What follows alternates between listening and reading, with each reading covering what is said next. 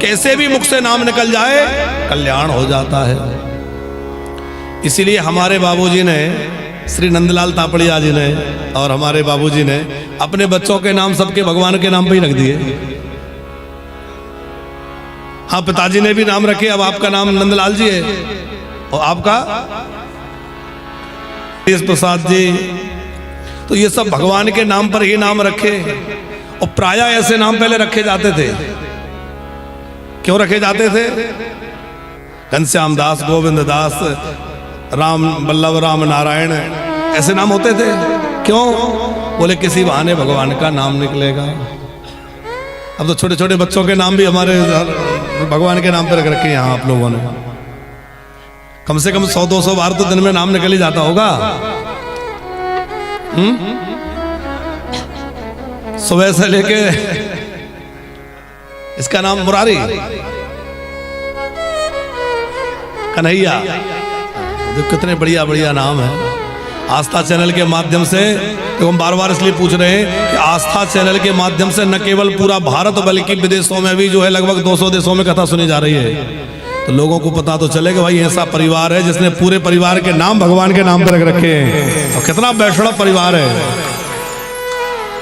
और आज तो आप लोगों का उत्साह देखने योग्य है कि ये हॉल भी छोटा पड़ गया। पूरी तरह जो है देखो, रास्ते में यहाँ वहाँ सब भरा हुआ है, फिर भी लोग बाहर खड़े हैं। तो ये बड़ा मैसेज बाहर तक जा रहा है तापड़िया जी के प्रति लोगों का प्रेम। तो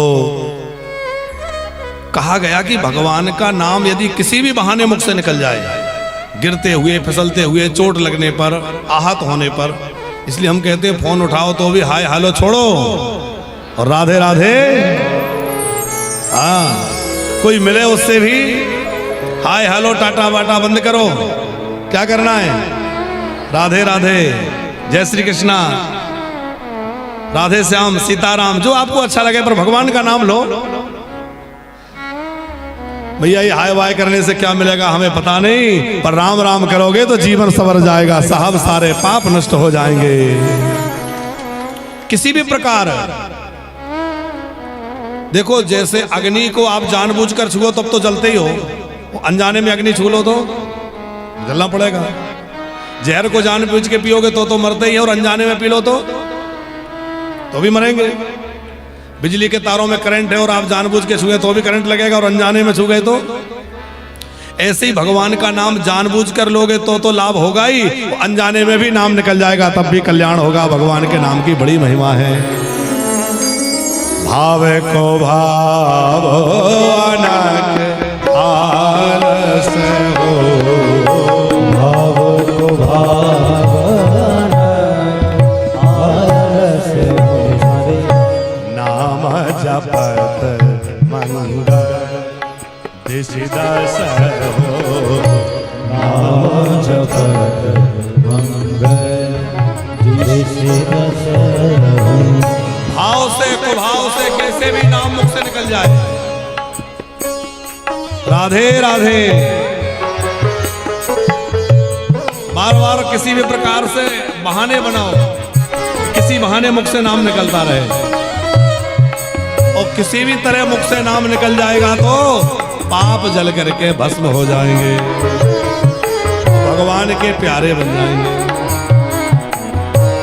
भाव को भाव अनक आलस हो, नाम जपत मंगल दिशदश हो, नाम जपत मंगल दिशदश हो। अच्छा, भगवान से भी बड़ा भगवान का नाम है, क्योंकि भगवान सबको सुलभ नहीं है, पर नाम सबको सुलभ है। भगवान ने समुद्र पार करना था, लंका जाना था, तो क्या किया? सेतु बनाया। तो राम जी को समुद्र पार करना था तो सेतु बनाना पड़ा, और उन्हीं भगवान का नाम लेकर कितने लोग भवसागर से पार हो जाते हैं, सहज में भवसागर तर जाते हैं। राम जी ने तो एक अहिल्या का उद्धार किया, और राम जी के नाम ने करोड़ों दुष्टों की बुद्धि सुधार दी, कितने कितने लोगों को पार लगा दिया। भवसागर पार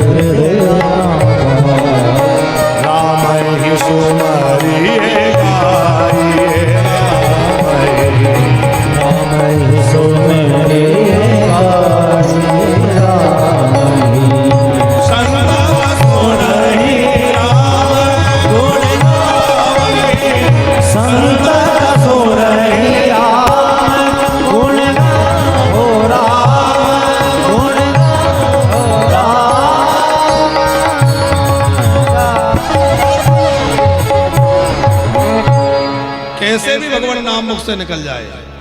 इसलिए भैया अभ्यास करिए कि सोते बैठते चलते फिरते। अच्छा, अब यहाँ ध्यान रखने की बात है, हमारे छोटे छोटे बच्चे इस परिवार के हमारे पास बैठते तो पूछते महाराज जी क्या नाम जपें, कैसे जपें। अब बात आई है तो सबको सुना देते हैं। कौन सा नाम जपना चाहिए, कैसे जपना चाहिए, प्रश्न खड़ा होता है। देखो, दो चीजें हैं, एक है मंत्र जाप और एक है नाम जाप।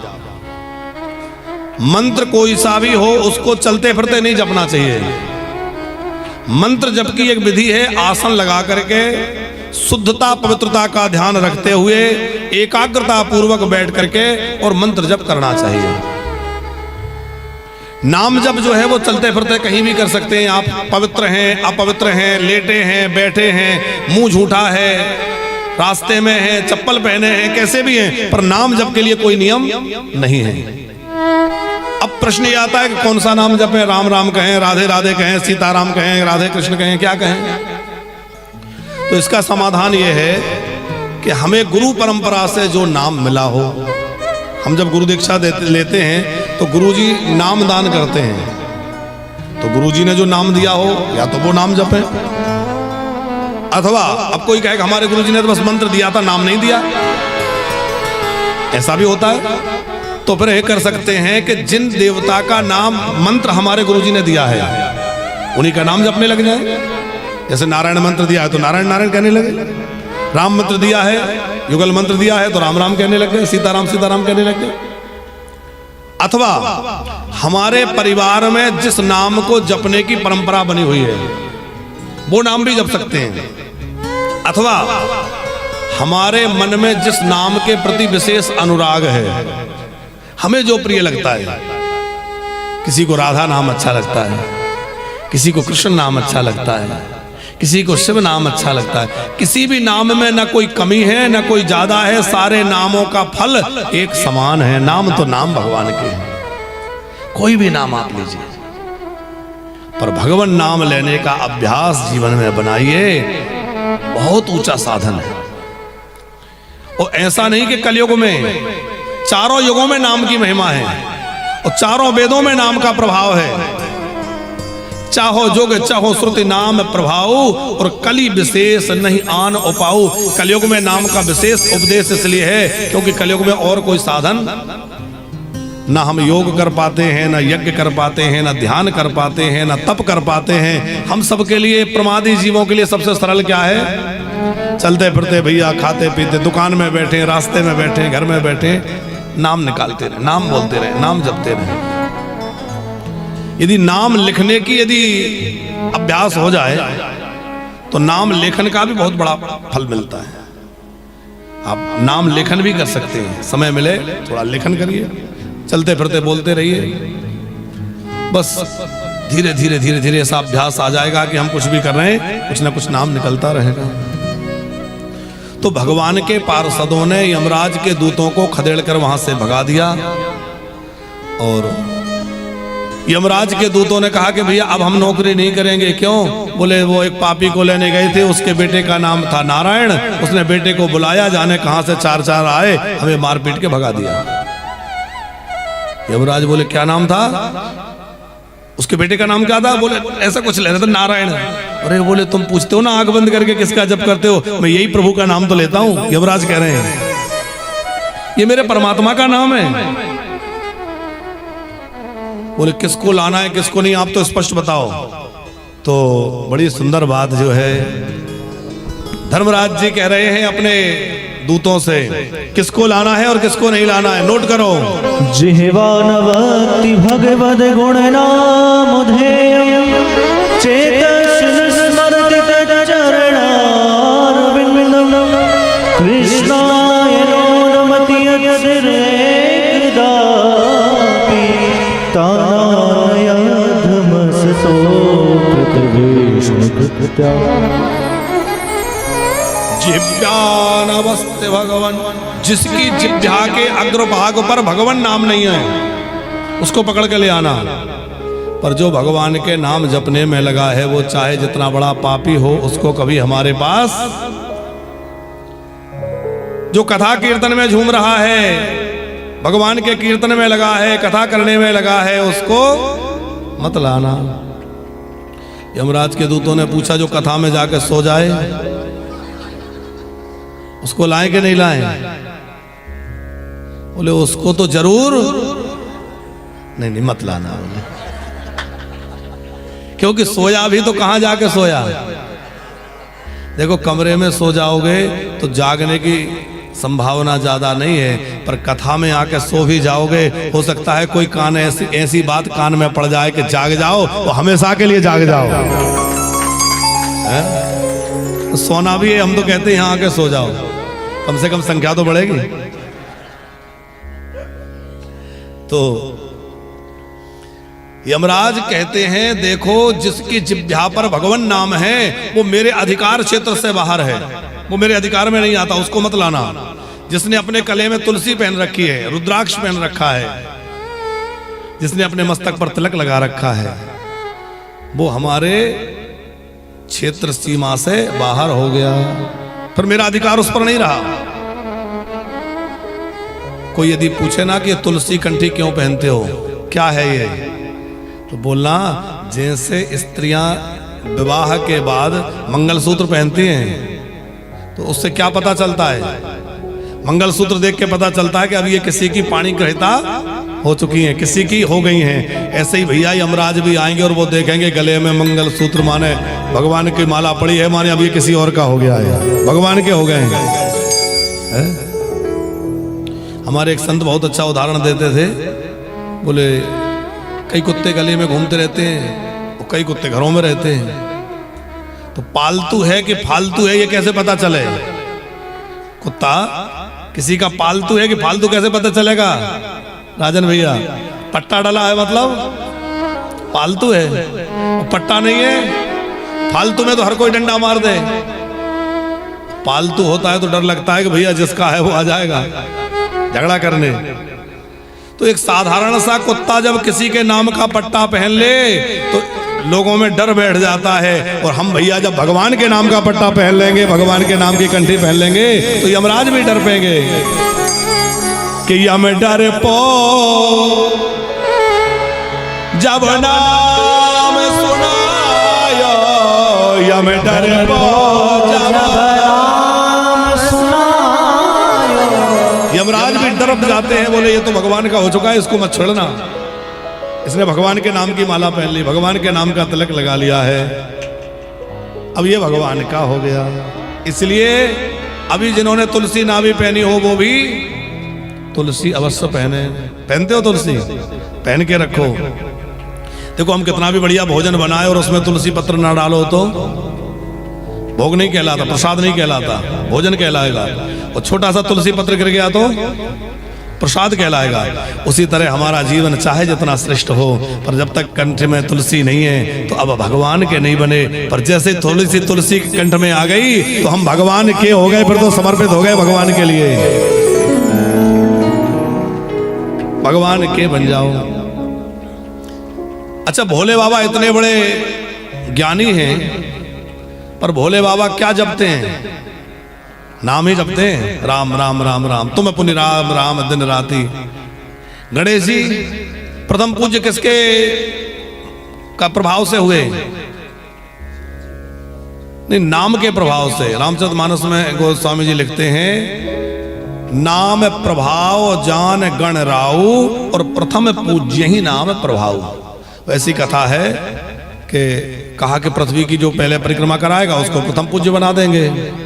तो गणेश जी ने एक जगह राम लिखा, उसकी पूजन करी और उसी की 4 परिक्रमा कर ली, बोले हो गया काम। क्योंकि राम नाम में सारा जगत है। सब देवताओं को मानना पड़ा कि बिल्कुल बात सत्य है, राम नाम में सब कुछ है, तो उन्हीं को प्रथम पूज्य बना दिया। और गणेश जी खूब राम राम जपते हैं। और गणेश जी की मैया पार्वती जी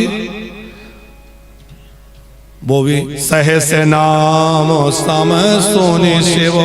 नाम की बड़ी महिमा है, इसलिए सब लोग नाम जपिए।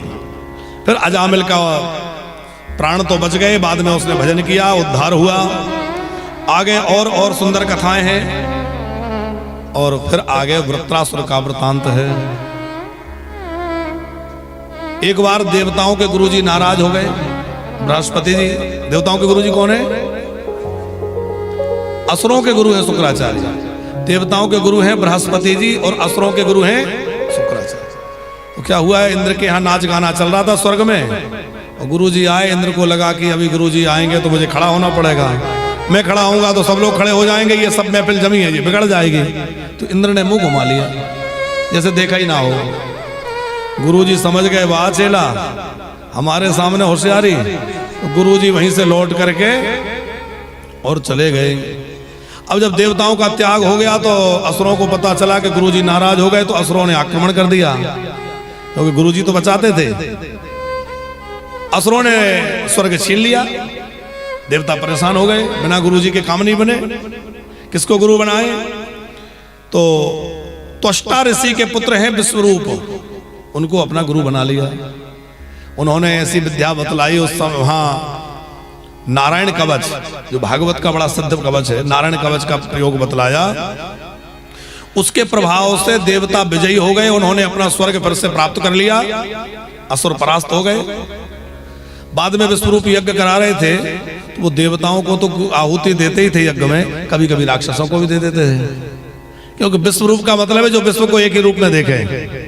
फिर इनके मामाजी लगते हैं जो राक्षस हैं, इनकी जो माता थी वो राक्षस कुल की थी, इसलिए भी ये कभी कभी राक्षसों को आहुति दे देते थे। इंद्र को जब पता लगा कि राक्षसों के नाम की भी आहुति डाल रहे हैं, तो इंद्र इतने ज्यादा नाराज हुए कि उनका वध ही कर दिया, मस्तक काट दिया। अब तो जो है ब्रह्म हत्या लग गई। उस ब्रह्म हत्या को 4 जगह बांटा, एक तो पृथ्वी में, जल में, वृक्षों में और स्त्रियों में।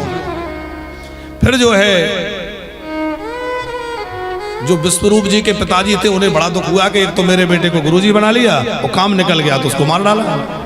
तो उन्होंने बड़ा भारी यज्ञ किया। उस यज्ञ से उन्होंने एक ऐसा पुत्र चाहा कि जो इंद्र को मार दे। जब मंत्र के प्रयोग में कुछ त्रुटि हो गई तो पुत्र तो बड़ा पराक्रमी हुआ, पर इंद्र को मारने वाला नहीं, बल्कि इंद्र के द्वारा मरने वाला। इसलिए कहते हैं मंत्र में बहुत ध्यान रखना चाहिए, उच्चारण गलत ना हो जाए। मंत्रोच्चार में थोड़ी त्रुटि हो गई। उसका नाम हुआ वृत्रासुर। बड़ा बलवान था, बड़ा विशाल शरीर था। इंद्र से युद्ध करने गया, इंद्र परास्त हो गया। तो सब देवता भगवान के शरण में गए। भगवान ने कहा, दधीचि ऋषि की अस्थियों से वज्र बने तो ये मरेगा। महात्मा दधीचि जी के पास गए कि आप अपनी अस्थियां दे दीजिए। अच्छा, किसी से अस्थियां मांगने जाओ, हड्डियां, हड्डी देगा कि हड्डी तोड़ देगा? बताओ। और कोई मांगने आ जाओ, पैसा धेला कपड़ा लत्ता मांगो, ठीक है, हड्डी मांगने आ गए। पर धन्य है भारत का ऋषि, कैसी परोपकार की भावना होगी। दधीचि ने कहा कि मेरा शरीर समर्पित है, ले जाओ। यदि देवताओं के हित में, समाज के हित में मेरा शरीर लगता है तो मैं शरीर दान करता हूं, देह दान कर दिया। उस समय दधीचि ऋषि को थोड़ा सा चिंता हो रही थी कि मुझे भगवान नहीं मिले। देवताओं ने कहा, आपके प्राण नहीं जाएंगे, आपके प्राण आपकी हड्डियों में बसेंगे, आपकी हड्डियों में प्राण बने रहेंगे। कब तक? जब तक भगवान न मिल जाएं। तो उन्हीं दधीचि ऋषि की अस्थियों से वज्र बना, और उन्हीं दधीचि ऋषि की अस्थियों से पिनाक नाम का धनुष बना। राम जी ने जनकपुर जाकर जो धनुष तोड़ा वो किसकी हड्डियों से बना था? किससे बना था? दधीचि ऋषि की अस्थियों से। वो उसमें दधीचि के प्राण बसते थे राजन जी, इसलिए उसकी पूजा होती थी, क्योंकि उसमें एक ऋषि के प्राण थे। और जब राम जी जनकपुर में आए, राम जी ने धनुष उठाया तो धनुष में दधीचि के प्राण थे। वो देखकर राम जी को गदगद हो गए और राम जी को प्रणाम करके भगवत धाम चले गए। तो वज्र के द्वारा वृत्रासुर से युद्ध होने लगा। बड़ा भारी युद्ध हुआ, लेकिन वृत्रासुर जो है वो बड़ा भगवत भक्त भी था। असुर तो था पर भक्त था, और ऐसी भगवत भक्ति, भगवत निष्ठा इसमें थी कि ये इंद्र के हाथ के वज्र को देखकर उसी में भगवान का स्मरण करने लगा। भगवान तो सब जगह, तो वज्र में ही भगवान को देख करके और वज्र के प्रति हाथ जोड़ करके कहने लगा, धन्य है प्रभो धन्य है। और 4 श्लोकों में वृत्रासुर ने भगवान की स्तुति करी। तो वो 4 श्लोकों में जो स्तुति करी उसको कहते हैं वृत्त स्तुति। तो वृत्तासुर के द्वारा जो स्तुति है चिरंजीव रामा सुनाएंगे, सुनाओ वृत्तासुर। अहम हरे तव पादैक मूल दासानुदासो भवितास्मि भूय। अहम हरे तव पादैक मूल दासानुदासो भवितास्मि भूय। स्मरेता सुपते गुणास्ते गृणीत्वा कर्म करो स्मरेता सुपते गुणास्ते गृणीत्वा कर्म करोतु काया। मनात्मेष्टं न चामेष्टं न सार्वभौमं न रसाधिपत्यं नानाप्रेष्टं न च पारमेष्टं न सार्वभौमं न रसाधिपत्यं। ओ नयोगसिद्धे प्रपुनर्भवो वा समञ्जसत्वा विरहैकांशे। न योगसिद्धि प्रपुनर्भवो वा समञ्जसत्वा विरहैकांशे। अहं हरे तव पादैक मूल दासानुदासो दासानुदासो दासानुदासो भवितास्मि भूय। अहम हरे तव पादैक मूल। अब ये 2 श्लोक गाए हैं, ये 4 श्लोक है, इसको कहते हैं वृत्त स्तुति, वृत्त चतुष्टय। चिरंजीव रामा सभी जो श्लोक का गायन आपको सुना रहे हैं, अभी ये भी श्रीमद् भागवत की तैयारी कर रहे हैं और कुछ तैयारी लगभग हो गई है। अभी जो गुरु पूर्णिमा पर्व आ रहा है, तो गुरु पूर्णिमा में वृंदावन में ही हमारे वानप्रस्थ आश्रम में 3 जुलाई से 10 जुलाई तक बड़ा दिव्य भव्य आयोजन गुरु पूर्णिमा महोत्सव का रखा है। उसमें इनके द्वारा प्रथम बार श्रीमद् भागवत की कथा का आयोजन होने जा रहा है। आप सब अपनी शुभकामनाएं दें और आप सब लोग सादर आमंत्रित भी हैं।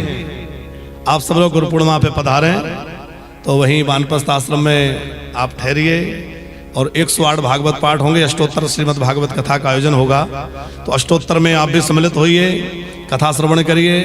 और बड़े बड़े महापुरुष वृंदावन के ही नहीं बल्कि भारतवर्ष के बड़े बड़े महापुरुष पधार रहे हैं। पूज्य मलुकपीठ वाले महाराज श्री जी के अभी अनुमति मिल गई है और भी महापुरुषों ने अपने अपने आने की सहमति जताई है, तो सब महापुरुष कृपा पूर्वक पधार रहे हैं। सबका दर्शन लाभ मिलेगा और खूब कथा का आनंद लेंगे। तो आप लोग गुरु पूर्णिमा के पर्व में सम्मिलित हों। तो 4 श्लोकों में वृत्रासुर ने भगवान की स्तुति करते हुए कहा कि भगवान, मैं आपका दास भले ही न बन सकूं, पर आपके दासों का दास मुझे बना लेना। आपके दासों का दास भी बन जाऊंगा, तब भी मेरा बेड़ा पार हो जाएगा। मुझे आपको छोड़कर ना स्वर्ग चाहिए, ना ब्रह्मलोक चाहिए, ना योग सिद्धियां चाहिए, मोक्ष भी नहीं चाहिए। मैं तो आपके चरणों का अनुराग चाहता हूं। और फिर जो है वृत्रासुर और इंद्र का युद्ध हुआ। इंद्र ने वज्र के द्वारा वृत्रासुर का वध किया। आगे परीक्षित ने प्रश्न किया, गुरुदेव ये बात समझ में नहीं आई कि जब भगवान सबके हैं और समदर्शी हैं, ये भेदभाव क्यों करते हैं कि असुरों को मार दिया और देवताओं को बचा लिया। भगवान तो समदर्शी हैं। वृत्रासुर को मरवा दिया, क्यों किया ऐसा? क्या भगवान भी पक्षपात करते हैं? तब सुखदेव जी कहते हैं राजन ऐसा नहीं है, भगवान को तो सब एक जैसे हैं, भगवान को तो सब एक समान है, पर जो भगवान का भजन करता है भगवान उस पर कृपा करते हैं, और जो भजन नहीं करता वो कृपा से छूट जाता है। अब वो चाहे राक्षस हो, चाहे देवता हो, चाहे मनुष्य हो। आपने वो प्रसंग सुना होगा, तापड़िया जी एक बार मैया यशोदा कन्हैया के जन्मोत्सव पर दीपदान कर रही थी यमुना जी में।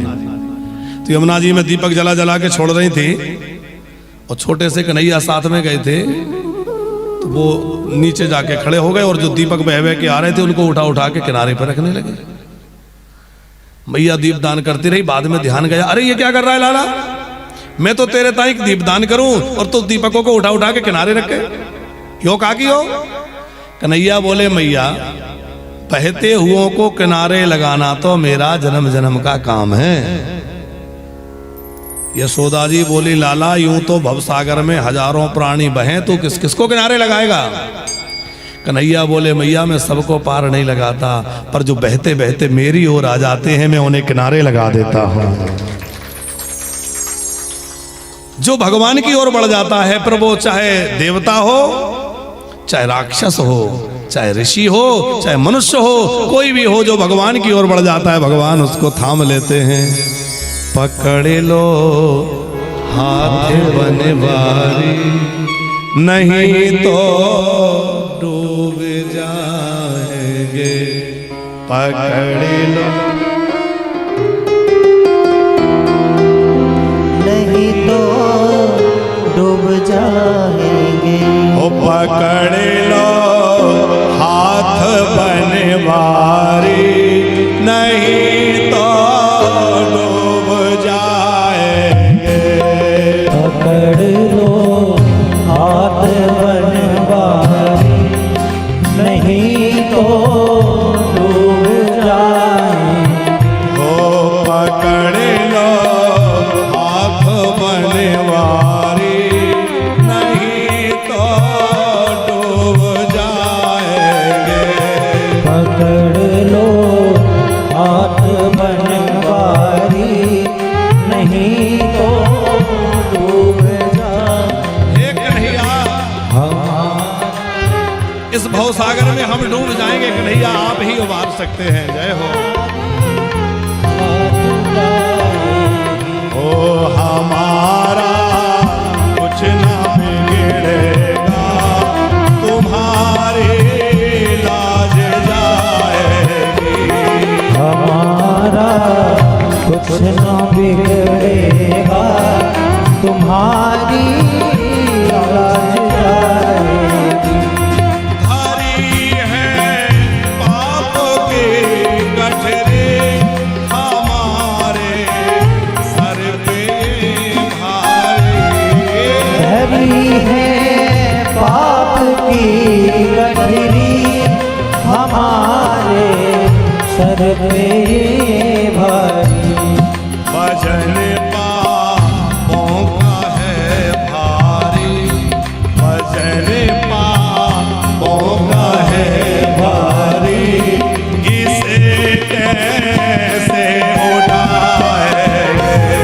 पकड़ लो हाथ बनवारी, नहीं तो डूब जाएंगे। हे कन्हैया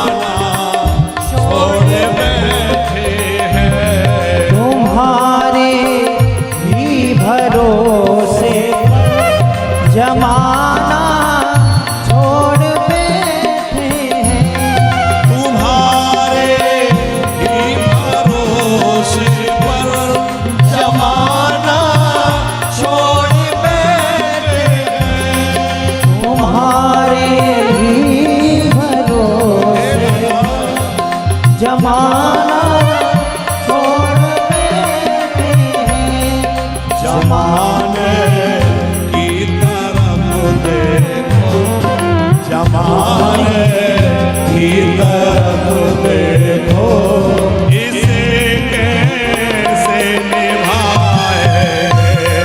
पकड़ लो हाथ बनवारी, नहीं तो डूब जाए। हमारा कुछ ना बिगड़ेगा, तुम्हारी लाज जाएगी। हमारा कुछ ना बिगड़ेगा, तुम्हारी लाज जाएगी।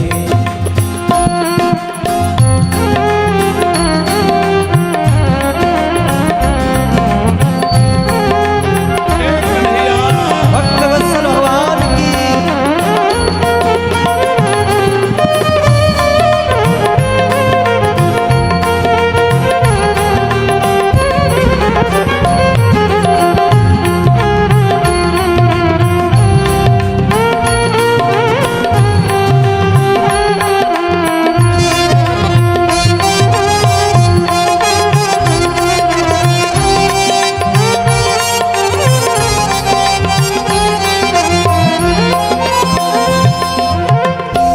फांसी है हवा में नैया, प्रभु अब डूब जाएगी। हंसी है भंवर में नैया, प्रभु डूब जाएगी। फांसी है हवा में नैया, प्रभु डूब जाएगी। हंसी है भंवर में नैया, प्रभु अब डूब जाएगी। ये भैया आप बन जाओ, हे भैया आप बन जाओ, तो मेरा पार हो जाए। पकड़ लो हाथ बनवारी, नहीं तो डूब जाएंगे। हमारा कुछ ना बिगड़ेगा, तुम्हारी लाज जाएगी। हमारा कुछ न बिगड़ेगा, तुम्हारी लाज जाएगी। पकड़ लो हाथ बनवारी, नहीं तो डूब जाएंगे। पकड़ लो हाथ बनवारी, नहीं तो डूब जाएगी। ओ नहीं तो डूब जाएंगे, नहीं तो डूब जाएगी। नहीं तो डूब जाएंगे। बोले भक्तवत्सल भगवान की। जय। इस भव सागर में हम तो डूब ही रहे हैं, पर पार लगाने वाला कौन है? हमारे ठाकुर जी नैया पार लगाने वाले हैं। वही हाथ पकड़े तो हम भव सागर से, या तो उनके नाम का सहारा ले लो। भव सागर चह पार जो पावा, राम कथा कह अब जो है सुखदेव जी कह रहे हैं, राजन दैत्यों में भी भगवत भक्त हुए हैं। कौन कौन? बोले एक तो हुए हैं श्री प्रहलाद जी महाराज, और एक हुए हैं राजा बलि। तो पहले प्रहलाद जी का चरित्र सुनाया। हिरण्याकश्यपु के पुत्र प्रहलाद जी 4 पुत्रों में सबसे बड़े थे। इन्हें ऐसा नारायण भक्ति का लगा, ऐसा चस्का लगा कि पिताजी समझाते समझाते थक गए। अब प्रहलाद जी का चरित्र थोड़ा संक्षिप्त सुना दें क्योंकि नंदोत्सव तक चलना है। हिरण्यकश्यपु ने बहुत विरोध किया, बेटा नारायण नाम लेना छोड़ दे, ये हमारा शत्रु है, शत्रु का नाम मत ले। प्रहलाद जी कहते हैं पिताजी तुम अहंकार में मत रहो, ये अहंकार त्याग दो। पिताश्री सबके हितैषी भगवान ही हैं, इसलिए क्या करो, बोले तत्साधु मन्ये सुरवर्य देहिनाम सदा समुद्विग्न धियाम सद्ग्रह ग्रहात्मपातम ग्रहमन्दकोपम वनम गतो यत धर्माश्रय। पिताजी अपना कल्याण चाहते हो तो हृदय में श्री हरि का आश्रय ले लो, हृदय में हरि का स्मरण करते हुए किसी एकांत में चले जाओ और भगवान का भजन करो। हिरण्यकश्यप आग बबूला हो गया, मेरा पुत्र होकर मुझे ही नारायण भक्ति का पाठ पढ़ा रहा है, मेरे शत्रु का नाम लेता है। फिर हिरण्यकश्यप को लगा कि बच्चा है, बहुत समझाया, डांट फटकार की, पर प्रहलाद जी ने भगवत भक्ति नहीं छोड़ी। अच्छा एक बात है तापड़िया जी, हम लोग कहते हैं क्या करें, भजन के लिए अनुकूल समय नहीं है, करना तो चाहते हैं पर घर की स्थिति ऐसी है। हमारी चाहे जैसी परिस्थिति हो, पर क्या प्रहलाद जी जैसी परिस्थिति हो सकती है? प्रहलाद जी को पर्वतों से गिराया, जहरीले नागों से कटवाया, अग्नि में जलाना चाहा, होलिका ने लेके बैठ गई, क्या कुछ नहीं किया, फिर भी प्रहलाद जी ने भजन नहीं छोड़ा। मीरा जी के साथ कितना कुछ नहीं हुआ, विष का प्याला भेजा गया, कितना सताया गया। तो हमारी स्थितियां चाहे जितनी खराब हों, पर मीरा जी जितनी कठिनाई तो नहीं है भैया, नरसी जैसी परिस्थितियां तो नहीं है। हमें भगवान ने बड़ी अनुकूलता दे रखी है। हम तो एक बात कहते हैं, ना खुशी अच्छी है ना मलाल अच्छा है, और मेरा कन्हैया जिस हाल में रखे वो हाल अच्छा है, जैसे हाल में रखे। और ये सुख दुख हानि लाभ उतार चढ़ाव जीवन में आते रहेंगे। आप सोचे कि सब कुछ ठीक हो जाए तब भजन करेंगे, तो सब कुछ ठीक कभी नहीं होने वाला। पहले सोचते थे थोड़े बच्चे बड़े हो जाएं फिर भगवान का भजन करेंगे, फिर सोचा कि अब इनकी पढ़ाई लिखाई थोड़ा ठीक ठाक सेटल हो जाए, फिर सोचा इनके शादी ब्याह कर दें, और फिर हम कहते कि अब चलो वृंदावन भैया, वानप्रस्थ बन गया, अब चलो।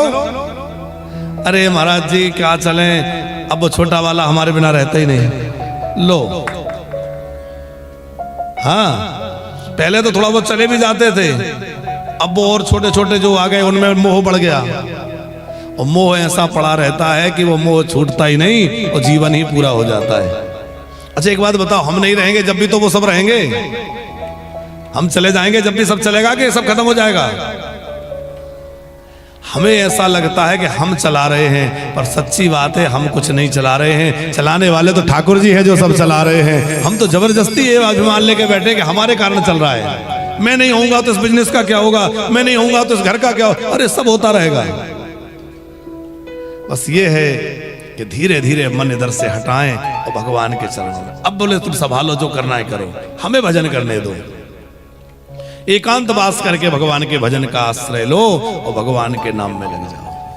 तो प्रहलाद जी के जीवन में कितनी कठिन परिस्थिति पर उन्होंने भजन नहीं छोड़ा, नाम नहीं छोड़ा। आखिरी में हिरण्यकश्यप ने कहा, अच्छा ये बता तेरा नारायण कहाँ रहता है? प्रहलाद जी बोले, पिताजी आप ये बताओ वो कहाँ नहीं रहता है, वो तो सब जगह है। हिरण्यकश्यप बोला, जब सब जगह है तो दिखता क्यों नहीं है? प्रहलाद जी बोले, पिताजी मुझे तो सब जगह दिख रहा है, यदि आपको नहीं दिख रहा है इसका मतलब यह है कि आपकी आंखों में खराबी है, तो आप अपनी आंखों का इलाज कराओ। अरे भाई कोई वस्तु है और हमें नहीं दिख रही तो इसका क्या मतलब समझा जाएगा? आंख खराब है, देखो आंखें हैं तो सबको, पर दृष्टि सबके पास नहीं है। बहुत ध्यान से सुनना, आंखें सबके पास है पर दृष्टि सबके पास नहीं है।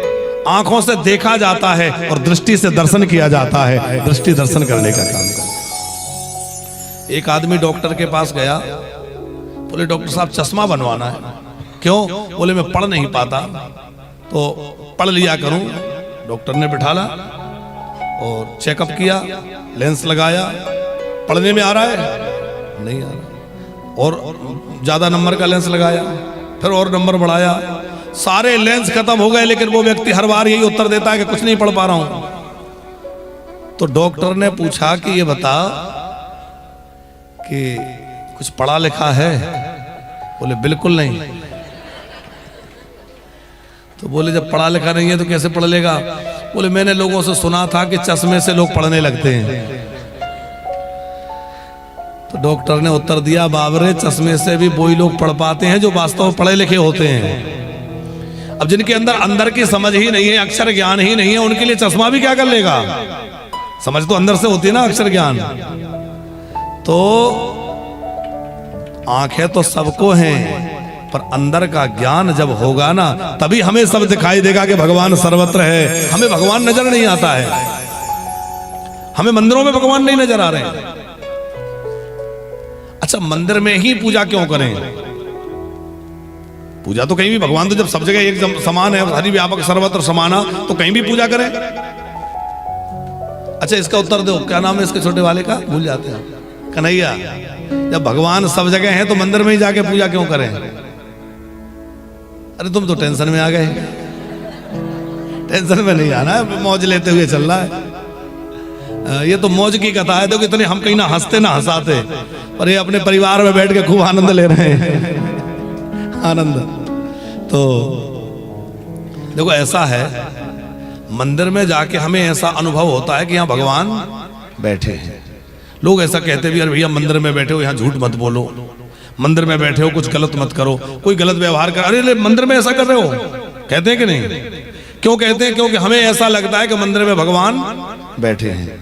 और जैसे हमें ये लग रहा है मंदिर में भगवान बैठे हैं, जिस दिन हर जगह ऐसा लगने लगे, फिर भले ही मंदिर जाओ या मत जाओ, जहां रहोगे भाई भगवान प्रकट हो जाएंगे। जैसा मंदिर में अनुभव हो रहा है ना कि भगवान बैठे हैं, ऐसे ही जहां रहो वहां ये लगना चाहिए भगवान बैठे हैं। वो अनुभव हमें आना चाहिए। पहले छोटे थे तो क्या पढ़ते थे? A for Apple, B for, तो ये जो पढ़ाया जाता था, अब जब बड़ी क्लास में आ गए तो भी ये सब पढ़ना पड़ता है क्या? ये सब छूट गया। तो वो अक्षर ज्ञान समझने के लिए पहले ये सब था। तो शुरुआत में जब तक हमारी वृत्ति ब्रह्माकार नहीं हो जाती, तब तक तो हमें किसी केंद्र को मान करके करना पड़ेगा। और तो कल से ऐसा नहीं पूजा छोड़ दो, बोले महाराज जी कह रहे थे अब तो हम बड़ी क्लास में आ गए, हमने ये पूरे एप्पल बंद कर दिया, तो पूजा ही छोड़ दो ना। हमारा बस समझाने का ये मतलब है कि भैया भगवान सर्वत्र है, ये हमारी दृष्टि एक बार ऐसी बन जाए, पशु में, पक्षी में, जीव में, जंतु में, जहां देखो वहां भगवान नजर आने लग जाएं, तो फिर हम मंदिर जाएं तो भी अच्छा है, ना जाए तो भी सब जगह भगवान ही मिल रहा है। पर जब तक ऐसी दृष्टि ना बने तब तक तो हमें मंदिर जाना ही चाहिए, पूजा करते रहना चाहिए। प्रहलाद जी ने कहा तुम्हें नहीं दिख रहे, मुझे तो सब जगह दिख रहे हैं, आप अपनी आंखें सही कराओ। हिरण्यकश्यप बोला सब जगह है तो इस खंबे में है। अरे बोले सब में है तो इसमें क्यों नहीं होंगे? हिरण्यकश्यप ने खंबे को तोड़ना चाहा, प्रहलाद जी ने कहा आज तो प्रकट हो जाओ, नहीं तो लोग कहेंगे प्रहलाद ने कहा था आप तो आए ही नहीं। और नरसिंह भगवान उसी समय जो है उस खंभ में से प्रकट हो गए। बोले नरसिंह भगवान की जय। नरसिंह भगवान ने ऐसी हुंकार भरी, दिशाएं के हाथी चिंगाड़ पड़े, पृथ्वी डगमगा गई, पर्वत खसकने लग गए, भयंकर रूप बनाया भगवान ने नरसिंह, आधा नर और आधा सिंह, तो नाम रख दिया नरसिंह। भगवान ने हिरण्यकश्यप को दबोच लिया, ना बाहर ना भीतर दहली पे ले गए, ना ऊपर ना नीचे जंघा पे पटक लिया, और सारे वरदानों की जो मांगे थे रक्षा करते हुए उसका पेट चीर दिया और समाप्त कर दिया। देवताओं ने जय जयकार करी है। बोले नरसिंह भगवान की जय हो, भक्त प्रहलाद की जय। सब देवताओं ने स्तुति करी, पर भगवान का क्रोध शांत नहीं हो रहा था। तो सबने कहा प्रहलाद जी अब तुम ही कुछ करो, तुम्हारे लिए क्रोध किया है। प्रहलाद जी को बिल्कुल डर नहीं लगा, दौड़ते हुए गए और भगवान के सामने पहुंच के खड़े हो गए। भगवान ने तुरंत उठा के गोदी में बिठा लिया और पूछा कि अच्छा ये बता बेटा, सब मुझसे डर रहे थे, कोई पास नहीं आ रहा, तुझे डर नहीं लगा? प्रहलाद जी बोले भगवान आप ये बतलाइए कि सिंह से सब डरते हैं, पर क्या सिंह का बच्चा कभी डरता है? बोले नहीं बच्चा क्यों डरेगा? बोले इसी प्रकार आप चाहे जैसा रूप बना लें, पर आप तो मेरे पिता हैं, मुझे आपसे कोई भय क्यों लगेगा? क्यों? तो आप तो मेरे रक्षक हैं, आप मेरे भक्षक थोड़ी हैं। खूब सुंदर ये दिव्य कथा प्रहलाद जी का दिव्य चरित्र है। उसके बाद गज और ग्राह का प्रसंग है 8वें स्कंद में। ग्राह ने गज का पैर पकड़ लिया तो गजेंद्र ने भगवान की स्तुति करी, और गजेंद्र की पुकार सुनकर के भगवान दौड़ कर आए, ग्राह का मस्तक काट दिया और गजेंद्र का भी उद्धार किया। उसके बाद समुद्र मंथन की पावन प्रसंग है। जब देवता परास्त हो गए तो अमृत प्राप्ति के लिए समुद्र मंथन राक्षसों ने और देवताओं ने मिलकर किया। सीरियल में देखते होगे ना, समुद्र मंथन हुआ और उस मंथन में सबसे पहले क्या निकला? विष। और जब विष निकला तो सब घबरा गए, अब क्या करें? भोले बाबा के शरण में गए, बाबा अब आप ही रक्षा कर सकते हैं। भोले बाबा ने पार्वती जी से पूछा, देवी जी ये सब कह रहे हैं जहर पी लो, क्या करूं? P low. अब कौन पत्नी होगी कह दे पी लो। वो आजकल तो खैर ऐसे भी हो रहे हैं कि पिला भी सके, ड्रम में मिल रहे हैं तो इसमें कौन बड़ी बात है। पर माता पार्वती तो पार्वती हैं। पार्वती जी जानती हैं महादेव का क्या प्रभाव है। पार्वती मैया ने कहा कि हे महादेव, जिसमें जगत का कल्याण हो आप वही करिए। ये नहीं कहा जहर पी लो, क्या कहा? जिसमें जगत का हित हो आप वही करिए। भगवान महादेव उस विष को पान कर लिए। देवताओं ने पूछा कि कहीं चक्कर वक्कर तो नहीं आ रहे? इतना विष पान कर लिया। भोले बाबा बोले मुझे विश्राम मिल रहा है। बोले विश्राम कैसे? बोले अंदर राम थे, ऊपर से विष पिया, तो विष और राम दोनों मिल गए तो क्या बन गया? जिसके हृदय में राम होंगे, यदि वो विष भी पी लेगा तो विश्राम ही मिलेगा। संसार का विष भी उसको विश्राम देता है जिसने राम का आश्रय ले रखा है। इसलिए जीवन में राम का नाम, भगवान का नाम न छूटे। फिर धीरे धीरे करके कामधेनु, उच्चैःश्रवा आदि आदि रत्न निकले। फिर अंतिम रत्न के रूप में अमृत निकला। भगवान ने मोहनी रूप धारण करके देवताओं को अमृत पान कराया। और राक्षसों को जब पता चला कि ये मोहनी कोई मोहनी नहीं है, ये तो मोहना है, तो फिर युद्ध की तैयारी करी। बड़ा भारी देवासुर संग्राम हुआ, लेकिन चूंकि देवता अमृत पान कर चुके थे इसलिए विजयी हो गए। बलि मारा गया, पर गुरु मेहरबान तो चेला पहलवान। मरे हुए राजा बलि को शुक्राचार्य जी ने संजीवनी विद्या के प्रभाव से पुनः जीवित कर दिया और फिर विश्वजित नाम का यज्ञ करवाया। उस यज्ञ के द्वारा इतना बल पराक्रम उसको प्राप्त हो गया कि राजा बलि ने पुनः जो है स्वर्ग पर आक्रमण किया। देवता परास्त हो गए। तीनों लोगों का मालिक कौन बन गया? बलि तीनों लोगों का शासक बन गया। उसके बाद ब्राह्मणों की खूब सेवा करता था राजा बलि। उसमें एक विशेषता थी कि ब्राह्मण भक्त था। बाद में यज्ञ करने का निश्चय किया। उसने अपने गुरुजी से पूछा कि अच्छा गुरुजी ये बताओ कि इंद्र बनने का संविधान क्या है? संविधान होता है ना सब चीज का। तो गुरुजी ने कहा कि जो 100 यज्ञ कर लेता है वो इंद्र बनता है। इसने कहा इसमें क्या बात है, हम कर लेते हैं 100 यज्ञ, क्योंकि संपत्ति की कमी तो थी नहीं, तीनों लोगों का मालिक था। तो 100 यज्ञ, जबरदस्ती राजा तो बन गए, पर संविधानिक रूप से भी तो इंद्र बने। तो यज्ञ करने की शुरुआत करी। एक के बाद एक यज्ञ, एक की पूर्णाहुति हो और दूसरे का झंडा गड़ जाए। 99 यज्ञ पूर्ण हो गए और 100वां यज्ञ करने की जैसे तैयारी थी तो उसी समय भगवान पधारे। बड़ी सुंदर कथा है कि जब अपने पुत्रों को दुखी देखा तो माता अदिति ने अपने पति कश्यप जी से प्रार्थना करी कि ऐसी कोई युक्ति करिए कि मेरे बेटों को उनका खोया हुआ स्वर्ग, उनका राज्य उन्हें मिल जाए। तो कश्यप ऋषि ने अपनी पत्नी अदिति को एक व्रत बतलाया। उस व्रत का नाम है पयोव्रत। ये फाल्गुन के मास में होता है। यदि किसी के यहां संतान नहीं हो रही है या कोई उत्तम संतान चाहता है तो इस व्रत के करने से संतति प्राप्त होती है। ये बड़ी श्रेष्ठ संतान की प्राप्ति कराने वाला अद्भुत व्रत है। फागुन के महीने में शुक्ल पक्ष की प्रतिपदा से द्वादशी तक 12 दिन का ये व्रत है, जिसमें गाय का दूध पी के करना होता है। लेकिन ध्यान रहे, गाय का दूध पी के, थैली का दूध नहीं।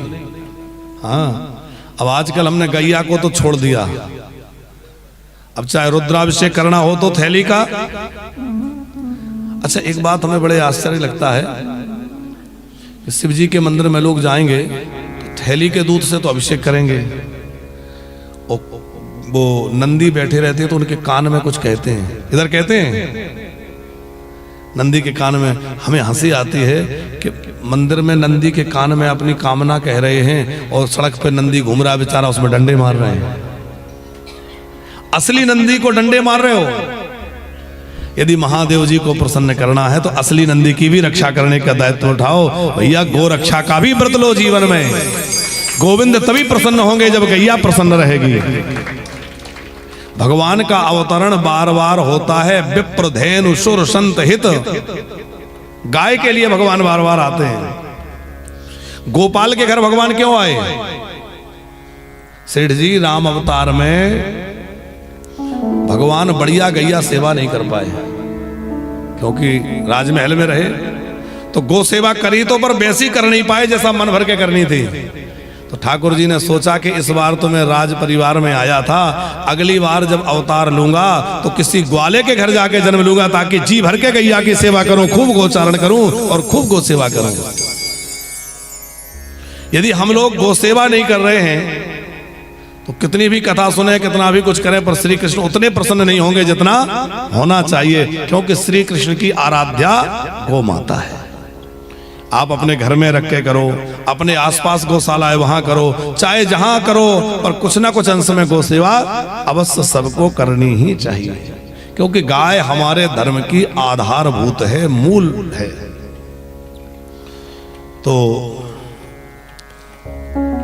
पयोव्रत जो है माता अदिति ने किया गाय का दूध पी करके, और उस व्रत के प्रभाव से अदिति माता के यहाँ भगवत कृपा भई। भगवान श्री हरि नारायण ही पुत्र बन करके आए। और यहाँ भगवान का कौन सा अवतार हुआ है?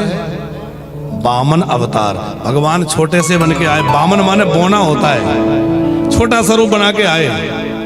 तो वामन माने बोने बनकर आए, इसलिए भगवान का नाम पड़ गया वामन। बोले वामन भगवान की तम बटुम वामनम दृष्ट्वा मोदमाना महर्षया कर्मणि कारयामासु पुरस्कृत्य प्रजापतिं। भाद्रपद मास के शुक्ल पक्ष की द्वादशी तिथि में भगवान प्रकट हुए। और वामन भगवान जो है उनको सूर्य नारायण भगवान ने गायत्री का उपदेश दिया। ब्रह्मा जी ने उनको कमंडलू प्रदान किया। बृहस्पति जी ने उनको यज्ञोपवीत प्रदान किया।